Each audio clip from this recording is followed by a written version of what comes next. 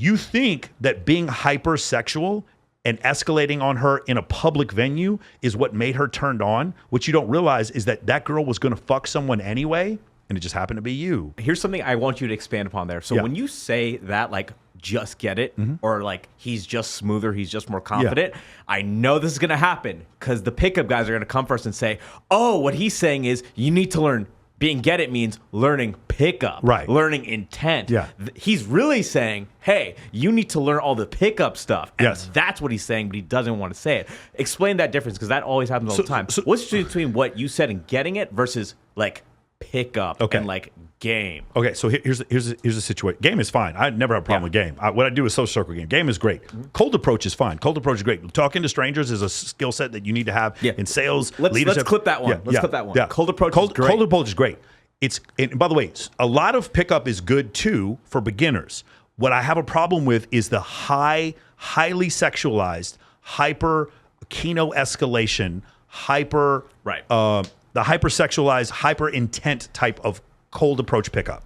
That's what I have an issue with, because here's what's happened. Ready? I'm about to blow some people's minds. Those of you who picked up has failed for you, you're going to know what I'm saying is true, but maybe I'm the first person who's ever said this to you. When you show hyper amounts of intent to a woman in a venue, what's happening is you're actually selecting for women who accept that type of physical attention, right? And because of that, because you're selecting for that, what's called in psychology the sociosexual women, when you select for that, you're far more likely to have sex because you're selecting for a type of woman that's more down to have sex. And you're confusing it for game. You're born on third and think you hit a triple. What happened was she had sex with you in spite of the fact that you were super touchy, picked her up, spun her around, started barking at her, whatever the pickup shit is.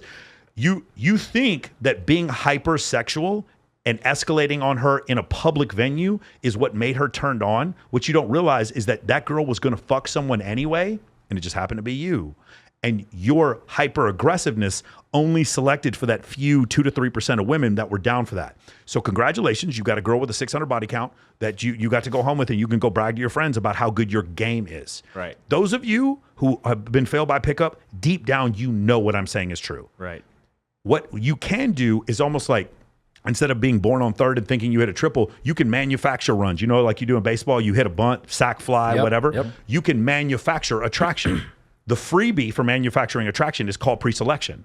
Mate choice copying, sexy son's hypothesis. That's the freebie. Anyone can do that. The other ones you could do is break rapport, treat them all the same, make them talk about themselves. There's other techniques that you can use. Again, if-then statements, very, very easy, logical if-then statements. You can create these huge social situations where this one guy is going up and showing intent.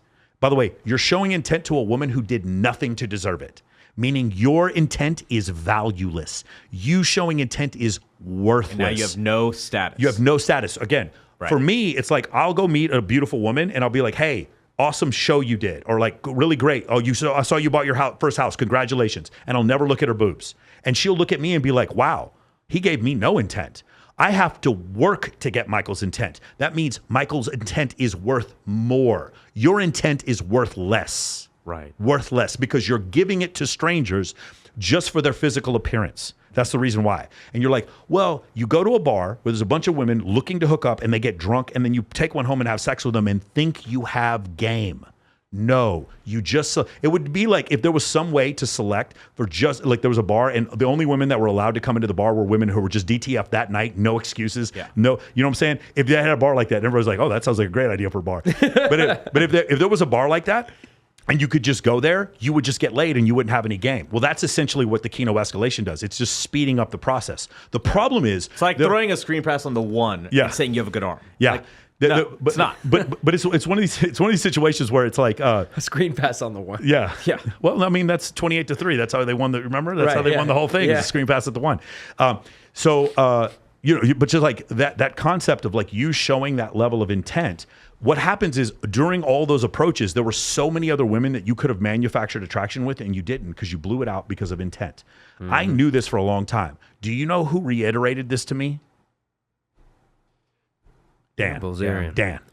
Dan was the main person who reiterated this to me. Don't hit on them. You remember that scene in the movie where he's supposed to hit on Cameron Diaz, yeah. and he's like, and the guy who was directing the movie was like, I just figured since you're so fucking good with women that you would know how to go up and like cold approach her. And he's like, I don't cold approach women. I just build incredible amounts of social pressure so these women are attracted to me. Doesn't that sound better? Doesn't that sound more fun? Yeah. So Mike, elaborate on that because some guys are gonna think like it's all in extremes, right? So they think, okay, I'm not gonna, I no intent, right? Okay, I'm just gonna sit in the corner. I'm not gonna talk to any of them. I'm gonna wait for them to come to me. Elaborate on the difference between that. Yeah. So a lot of guys say that as well. I'm still super gregarious. I'm still a little bit ostentatious. I'm still extroverted. I'm still approaching. Right. But I'm not like, damn, girl, you're fine. There's none of that in me. What is like, what up, ho? Like you see me go up to my guy friends. I go up to Rolo. What up, homie? And then I go up to my female friends. What up, homie? We're a team working together. You guys see the bikini competitions where I got all the girls put their hands in the middle. I turned into Ray Lewis for a couple minutes, just like screaming. Not the Ray Lewis, the murder charges, but like Ray Lewis, the defensive captain, right? I put my hand in the middle and we just like ready, break with all the girls, and they get hyped up. Those girls, a lot of the times they're sitting there like they're receiving beta intent from beta males all over the place. And there's this one alpha who's sitting there talking loud and hasn't looked at my boobs once. Yeah. He had hit on me one fucking time. And look at all these other girls around here. Girls look around each other. Man, I wonder which one he's fucking. They'll just start seeing that. And then all of a sudden that fucking pre-selection pang, that evolutionary pang that their ancestors from 50,000, 100,000, 200,000 years ago started feeling.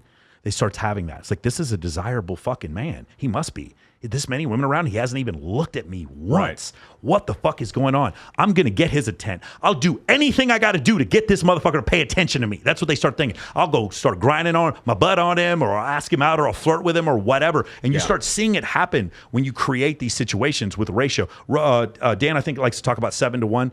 I think 3-to-1 is good. 3 girls to every guy in like an event. I think that's a great way to create that ratio. But like Dan, he articulates it so well. That's why it was so great. The reason why I was so happy when The Rational Male came out is because I knew a lot of those things, but I couldn't write a book on it. And Rolo really put those things into perspective. There is no such thing as a soulmate. Long distance relationships aren't real things. Like things like that. Rolo put it into that way, into a book. He articulated it better than I could. Dan articulated social circle game, the fame brain, that kind of stuff, pre-selection better than I could in his book, which is why that book is required reading for my clients. And so that's the thing that you understand. I want people to earn my respect and earn my admiration, but also earn my intent and earn my attention. Right. In order for them to do that, like when I do that, then I'm higher status because they're qualifying to me.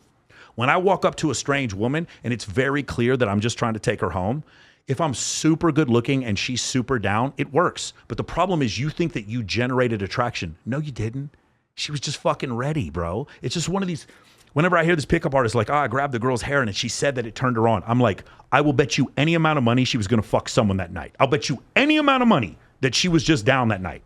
Yeah, it's almost like in sales when like you have a sale and the guy just buys in like 15 minutes. Like anyone could have closed the sale. Like, yeah, it wasn't because of your ability. And you think that it's good. Yeah, exactly. And you think you're good now, right? You just had to get out of the way and let it happen. Again, guys, one more time. You're born on third base and thought you hit a triple. 100%. No, that's the same. You're born with a silver spoon in your mouth. No, that's it. That's the situation. You have to learn the attribution.